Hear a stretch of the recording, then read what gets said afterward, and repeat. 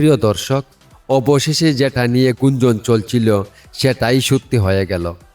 কিন্তু প্রশ্ন হলো, কেন এখনই জিদানকে দায়িত্ব দিল ফ্রান্স? তিনি কি পারবেন আগের মতো সফল হতে, নাকি ফ্রান্সের জন্য শুরু হতে যাচ্ছে একেবারে নতুন এক অধ্যায়? ফুটবল ইতিহাসের অন্যতম সেরা কিংবদন্তি জিনেদিন জিদান আবারও ফিরেছেন, তবে এবার খেলোয়াড় হিসেবে নয়, ফ্রান্স জাতীয় দলের নতুন প্রধান কোচ হিসেবে। রিয়াল মাদ্রিদের হয়ে কোচ হিসেবে জিদান যা করে দেখিয়েছেন তাই এখনও অনেকের কাছে অবিশ্বাস্য। আর সেই অভিজ্ঞতারই এবার কাজে লাগাবে ফ্রান্স জাতীয় দলে।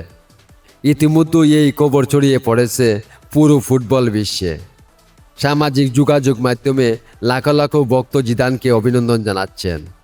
অনেকেই বলছেন ফ্রান্স আবারও ফুটবল বিশ্বে নিজেদের হারানো গৌরব ফিরে পাবে।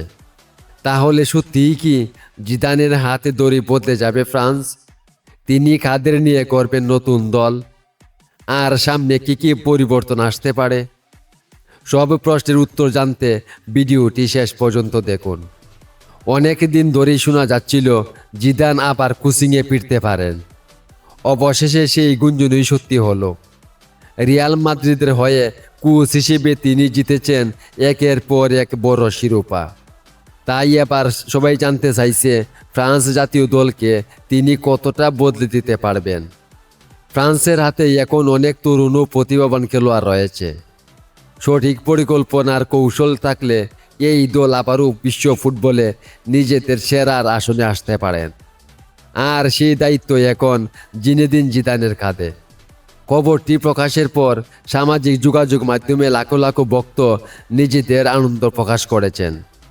অনেকের বিশ্বাস জিদানের নেতৃত্বে ফ্রান্স আবারও বড় কোনো আন্তর্জাতিক শিরোপা জিতবে। তবে মাঠের ফলই শেষ পর্যন্ত বদলে দেবে এই সিদ্ধান্ত কতটা সফল হয়।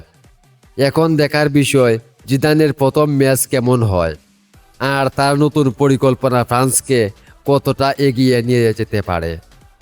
আপনার কি মনে হয়, জিনেদিন জিদান কি ফ্রান্সকে আবারও বিশ্ব ফুটবলের সেরা দলে পরিণত করতে পারবেন?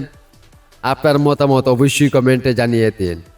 প্রিয় দর্শক, এমন আরও বিশ্বকাপ আপডেট ও বিশ্লেষণ পেতে আমাদের চ্যানেলটি সাবস্ক্রাইব করে পাশে থাকুন। ধন্যবাদ সবাইকে।